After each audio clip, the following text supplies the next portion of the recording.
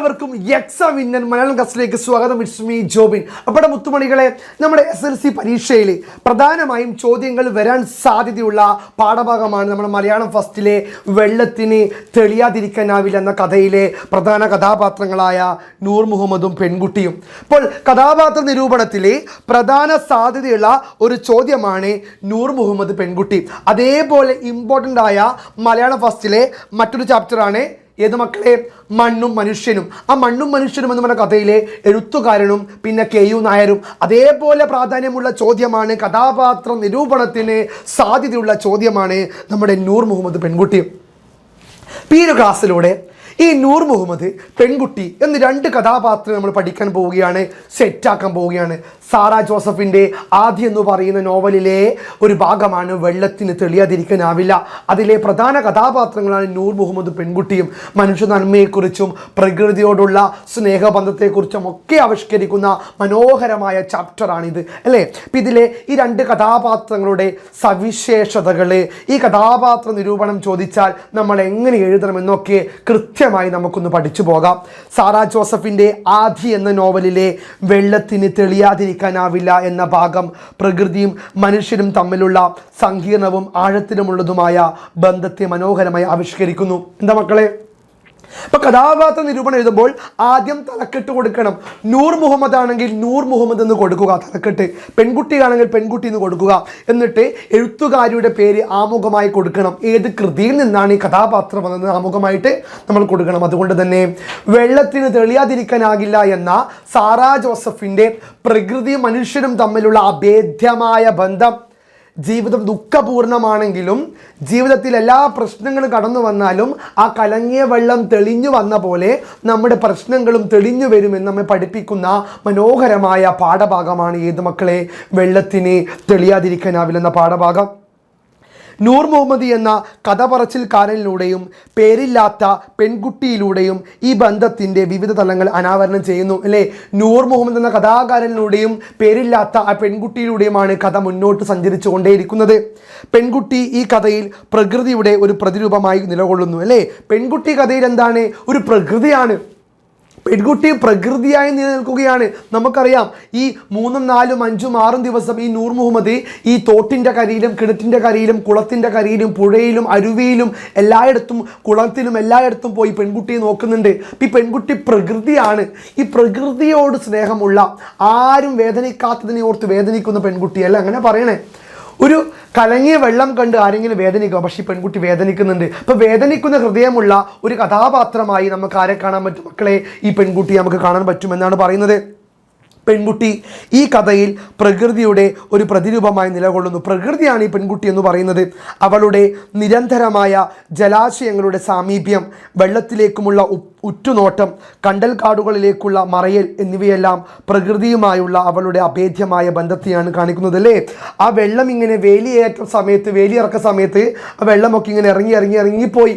അപ്പോൾ ആ പെൺകുട്ടി സങ്കടപ്പെട്ട് ആ കണ്ടൽ കാടുകൾക്കിടയിലൂടെ നടന്നു പോകുന്നുണ്ട്. അപ്പോൾ പ്രകൃതിയെ അന്വേഷിക്കുന്ന, പ്രകൃതിയിൽ തന്നെ സമർപ്പിച്ച ഒരു കഥാപാത്രമായി നമുക്ക് പെൺകുട്ടിയെ കാണാൻ സാധിക്കും. തീർന്നില്ല. പുലർക്കാലത്തെ ചന്ദ്രകിരണം പോലെ എന്ന വിശേഷണം അവളുടെ നിർമ്മലതയെയും പ്രകൃതിയുടെ സൗന്ദര്യത്തെയും ഓർമ്മിപ്പിക്കുന്നു. ഇപ്പോൾ പ്രകൃതിയുടെ സൗന്ദര്യത്തോട് ചേർന്ന് കിടക്കുന്ന ഒരു കഥാപാത്രമായി നമുക്ക് പെൺകുട്ടിയെ കാണാൻ സാധിക്കും. കലങ്ങിയ ആമ്പൽക്കുളത്തെക്കുറിച്ചുള്ള അവളുടെ വേദന, കലങ്ങിയ ആമ്പൽക്കുളത്തെക്കുറിച്ചുള്ള വേദന പ്രകൃതി നേരിടുന്ന മലിനീകരണത്തെയും നാശത്തെയും കുറിച്ചുള്ള വേദനയായി വ്യാഖ്യാനിക്കാം. ഇപ്പം കലങ്ങിയ ആമ്പൽക്കുളം കാണുമ്പോൾ ആ പെൺകുട്ടി വേദനിക്കുന്നുണ്ടല്ലേ? എന്തിനാ പെൺകുട്ടി വേദനിക്കുന്നത്? അത്രയും പ്രകൃതിയോട് ഇണങ്ങി ജീവിക്കുന്ന പെൺകുട്ടിയാണ്. അപ്പോൾ പ്രകൃതി മലിനീകരണം, ജലമലിനീകരണം ഒരു വിഷയമായി കഥയിൽ പരാമർശിക്കുന്നുണ്ട്. ആരും കാണാത്തത് ആദ്യം കണ്ടവൾ. മക്കൾ, ഇതാണ് പ്രധാനപ്പെട്ട പോയിന്റ് പെൺകുട്ടിയെക്കുറിച്ച് പറയുമ്പോൾ. ആരും കാണാത്തത് ആദ്യം കണ്ടവൾ, ആരും ഉത്കണ്ഠപ്പെടാത്തതിനെ കുറിച്ച് ആദ്യം ഉത്കണ്ഠപ്പെടുന്നവൾ, ആരും വേദനിക്കാത്തതിനെ ചൊല്ലി ഏറെ വ്യസനിക്കുന്നവൾ എന്ന നൂർ മുഹമ്മദിൻ്റെ തിരിച്ചറിവ്, അല്ലേ? ഈ പെൺകുട്ടി ഹൃദയത്തിൽ നന്മയും ഹൃദയത്തിൽ വിശുദ്ധിയുമുള്ള പെൺകുട്ടിയാണ്. ആരും വേദനിക്കാത്ത കാര്യത്തെ ഓർത്ത് ഈ പെൺകുട്ടി വേദനിക്കുന്നുണ്ട്. ആരും കാണാത്ത കാര്യങ്ങളെ ആലോചിച്ച് തേടി പെൺകുട്ടി പോകുന്നുണ്ട് അല്ലേ? ഈ പ്രകൃതിയൊക്കെ സുന്ദരമായ പ്രകൃതി പെൺകുട്ടി അന്വേഷിച്ച് പോകുന്നുണ്ട്. ഇതൊക്കെ പെൺകുട്ടിയുടെ മനസ്സിലെ നന്മയെക്കുറിച്ചാണ് പറയുന്നത്. തീർന്നില്ല. പ്രകൃതിയുടെ വേദനകൾ ഏറ്റവും ആദ്യം തിരിച്ചറിയുന്നതും അതിൽ വേദനിക്കുന്നതും അവൾ തന്നെയാണെന്ന് വ്യക്തമാകുന്നു. പ്രകൃതിയുടെ വേദന ആദ്യം തിരിച്ചറിയുന്നതും അതിൽ വേദനിക്കുന്നതും ഈ പെൺകുട്ടിയാണ്. അത്രമാത്രം പ്രകൃതിയിൽ ഇടപഴകി ജീവിക്കുന്ന കഥാപാത്രമായി ഈ പെൺകുട്ടി മാറുന്നുണ്ട്. എന്നാൽ നൂർ മുഹമ്മദിനെ കുറിച്ച് ചോദിച്ചാൽ എഴുതണം, പ്രകൃതിയുടെ നിഗൂഢതകളെയും സൗന്ദര്യത്തെയും അറിയാനും മനസ്സിലാക്കാനും ശ്രമിക്കുന്ന മനുഷ്യൻ്റെ പ്രതിനിധി അല്ലെ? പ്രകൃതിയെ അറിയാൻ ശ്രമിക്കുന്ന ഒരു അന്വേഷണാത്മക സ്വഭാവമുള്ള ഒരു മനുഷ്യൻ്റെ പ്രതീകമായി ആര് കടന്നു വരുന്നുണ്ട്? നമ്മുടെ നൂർ മുഹമ്മദ് കടന്നു വരുന്നുണ്ട്. പെൺകുട്ടിയിലുള്ള അവൻ്റെ കൗതുകവും അവളെ കാണാതിരിക്കുമ്പോഴുള്ള അസ്വസ്ഥതയും ഈ അന്വേഷണത്തിൻ്റെ ഭാഗമാണ്. ആ പെൺകുട്ടിയെ കാണാതിരിക്കുമ്പോൾ നൂർ മുഹമ്മദ് അസ്വസ്ഥനാകുന്നുണ്ട്. അതൊക്കെ അദ്ദേഹത്തിൻ്റെ മനസ്സിലെ വേദനയെ ചിത്രീകരിക്കുന്ന കാര്യമാണ്. കാന്തം ഇരുമ്പിനെ എന്നോണം എന്ന് വലിച്ചു കൊണ്ടുപോകുന്നത് അവളുടെ താരുണ്യമാണോ എന്ന് പറയുന്നുണ്ട് അല്ലേ? ഒരു കാന്തം ഇരുമ്പിനെ വലിച്ചു കൊണ്ടുപോകുന്ന പോലെ നൂർ മുഹമ്മദ് നമ്മുടെ ഈ പെൺകുട്ടി പിറകെ പോവുകയാണ്. ഈ പെൺകുട്ടി നൂർ മുഹമ്മദിനെ വിളിച്ചു കൊണ്ടുപോവുകയാണ്. അപ്പോൾ താൻ ഇതുവരെ കാണാത്ത ഒരു പെൺകുട്ടി, മെലിഞ്ഞു വിളറിയ ഒരു പെൺകുട്ടി, ആ പെൺകുട്ടിക്ക് എന്ത് സംഭവിച്ചു എന്ന് ചിന്തിക്കുന്ന വേദനിക്കുന്ന മനസ്സ് അത് നൂർ മുഹമ്മദിനുണ്ട്. ഇന്നത്തെ കാലത്ത് ഇത്തരത്തിൽ നന്മയുള്ള മനസ്സുള്ളവർ കുറവാണ്. അപ്പം നൂർ മുഹമ്മദ് ഒരു മാതൃകയാണ്, നന്മയുള്ള മനസ്സിൻ്റെ മാതൃക. വേദനിക്കുന്നവരെ ചേർന്ന് നിൽക്കുന്ന, സങ്കടപ്പെടുന്നവരോട് ചേർന്ന് നിൽക്കുന്ന നന്മയുള്ള മനസ്സിൻ്റെ പ്രതീകമായി നൂർ മുഹമ്മദ് കടന്നു വരുന്നുണ്ട് എന്ന ചിന്ത പ്രകൃതിയുടെ ആകർഷണീയതയാണ് സൂചിപ്പിക്കുന്നത്. ബുദ്ധൻ്റെ കഥയിലൂടെ അവൻ പെൺകുട്ടിയെ ആശ്വസിപ്പിക്കാൻ ശ്രമിക്കുന്നത് പ്രകൃതിയുടെ മനസ്സിൻ്റെയും തെളിച്ചതിനായുള്ള ഒരു പ്രാർത്ഥനയെ കാണാം. ബുദ്ധൻ്റെ കഥ പറയുന്നുണ്ട് ആര്? നമ്മുടെ നൂർ മുഹമ്മദ്. ബുദ്ധനും ശിഷ്യനും നടന്നു പോകുമ്പോൾ എന്താണ്? ബുദ്ധന് ദാഹിക്കുന്നു, ശിഷ്യന് ദാഹിക്കുന്നു. ബുദ്ധൻ പറഞ്ഞു, വരുന്ന വഴി അരുവിയുണ്ട്, അവിടുന്ന് വെള്ളം എടുക്കുക. ശിഷ്യൻ പോയപ്പോൾ അരുവിയെല്ലാം കലങ്ങി മറിഞ്ഞിരിക്കുന്നു. ചീഞ്ഞ ഇലകളൊക്കെ മുകളിൽ വന്നിരിക്കുന്നു.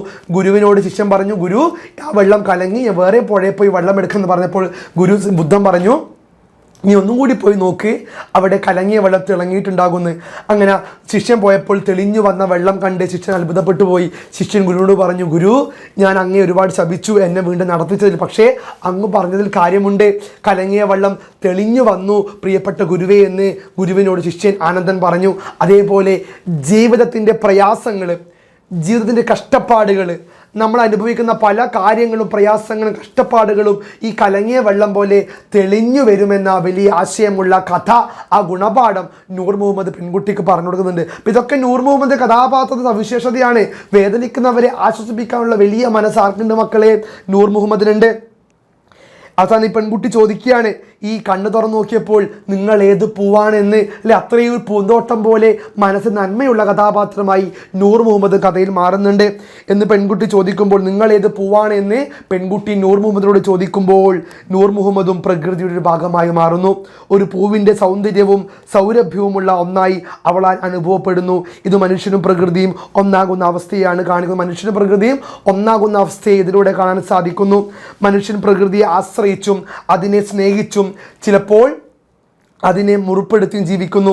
നൂർ മുഹമ്മദിൻ്റെ അലച്ചിലുകളും പെൺകുട്ടിയുടെ വിഷാദവും ഈ ബന്ധത്തിൻ്റെ സംഘർഷങ്ങളായും വേദനകളായും പ്രതിഫലിക്കുന്നു. നൂർ മുഹമ്മദും പെൺകുട്ടിയും വേദനിക്കുന്ന കഥാപാത്രങ്ങളാണ്. ആരോരുമില്ലാത്തവർക്ക് വേണ്ടി വേദനിക്കുന്നു, പ്രകൃതിക്ക് വേണ്ടി വേദനിക്കുന്നു. അപ്പോൾ മനസ്സിൽ നന്മയുള്ള കഥാപാത്രങ്ങളായി നൂർ മുഹമ്മദും പെൺകുട്ടിയും മാറുന്നുണ്ട്.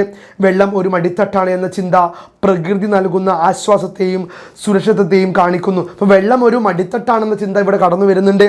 ജലം, പ്രകൃതി അതൊരു സുരക്ഷിത മേഖലയാണെന്നുകൂടി ഈ രണ്ട് കഥാപാത്രങ്ങളും നമുക്ക് തരുന്ന ഒരു മാതൃകയാണ്. എന്നാൽ കലങ്ങിയ കുളം തെളിയുന്നില്ല എന്ന പെൺകുട്ടിയുടെ അനുഭവം മനുഷ്യൻ്റെ ഇടപെടലുകൾ മൂലം പ്രകൃതിക്ക് അതിൻ്റെ സ്വാഭാവികമായ സന്തുലിതാവസ്ഥയും ശുദ്ധീകരണ ശേഷിയും നഷ്ടപ്പെടുന്നതിൻ്റെ സൂചന നൽകുന്നു. മനുഷ്യൻ പ്രകൃതിക്ക് മുകളിൽ കടന്നു കയറ്റുന്ന പല ചൂഷണങ്ങളും ഇവിടെ നൂർ മുഹമ്മദ് പെൺകുട്ടി എന്ന കഥാപാത്രത്തിലൂടെ എഴുത്തുകാരി നമുക്ക് മുന്നിൽ പ്രദർശിപ്പിക്കുകയാണ്. വെള്ളത്തിന് തെളിയാതിരിക്കാനാവില്ല എന്ന പാഠഭാഗം മനുഷ്യൻ പ്രകൃതിയുടെ ഭാഗമാണെന്നും പ്രകൃതിയെ മനസ്സിലാക്കുകയും സ്നേഹിക്കുകയും സംരക്ഷിക്കുകയും ചെയ്യേണ്ടത് മനുഷ്യൻ്റെ നിലനിൽപ്പിന് അനിവാര്യമാണെന്നും ഓർമ്മിപ്പിക്കുന്നു. പെൺകുട്ടിയിലൂടെ പ്രകൃതിയിലൂടെ വേദനകളും പ്രതീക്ഷകളും അവതരിപ്പിക്കുമ്പോൾ നൂർ മുഹമ്മദിലൂടെ ആ പ്രതീക്ഷകളെ കണ്ടെത്താനും പങ്കുവെക്കാനുമുള്ള മനുഷ്യൻ്റെ ശ്രമങ്ങളെയും കഥാകൃത്ത് വരച്ചിടുന്നു അല്ലേ? പെൺകുട്ടിയിലൂടെ ഒരു അന്വേഷണമാണ് പ്രകൃതിയുടെ അന്വേഷണം. ഈ നൂർ മുഹമ്മദിലൂടെ സ്നേഹത്തിൻ്റെ അന്വേഷണമാണ്. അങ്ങനെ പ്രകൃതിയെയും മനുഷ്യബന്ധത്തെയും മനുഷ്യ സ്നേഹത്തെയും എല്ലാം തന്നെ വരച്ചിടുകയാണ് നമ്മുടെ ഈ പാഠഭാഗം. ആത്യന്തികമായി പ്രകൃതിയും മനുഷ്യനും പരസ്പരം പൂരകങ്ങളായി വർത്തിക്കുമ്പോഴാണ് യഥാർത്ഥ സന്തുലിതാവസ്ഥയും സമാധാനവും ഉണ്ടാകുന്നതെന്ന സന്ദേശമാണ് ഈ പാഠഭാഗം നൽകുന്നത്. അതിനാൽ പ്രകൃതിയും മനുഷ്യനും ഒരുപോലെ ജീവിക്കുമ്പോഴാണ് നമ്മുടെ ലോകം സുന്ദരമാവുന്നത്. ഇപ്പോൾ 10ാം ക്ലാസ്സിലെ മുത്തുമണികളെ മലയാളം ഫസ്റ്റിൽ ചോദ്യം കഥാപാത്ര രൂപത്തിൽ പ്രധാനമാണ് നൂർ മുഹമ്മദും പെൺകുട്ടിയും. പ്രകൃതിയോട് ഇണങ്ങി താമസിക്കുന്ന പെൺകുട്ടിയും പ്രകൃതിയോട് ഇണങ്ങി അന്വേഷണ ബുദ്ധിയോടെ കടന്നു പോകുന്ന മറ്റുള്ളവർക്ക് ആശ്വാസമായി സന്തോഷമായി മാറുന്ന നൂർ മുഹമ്മദും ഈ 2 കഥാപാത്രങ്ങളും നിങ്ങൾ പഠിച്ചു പോകണം.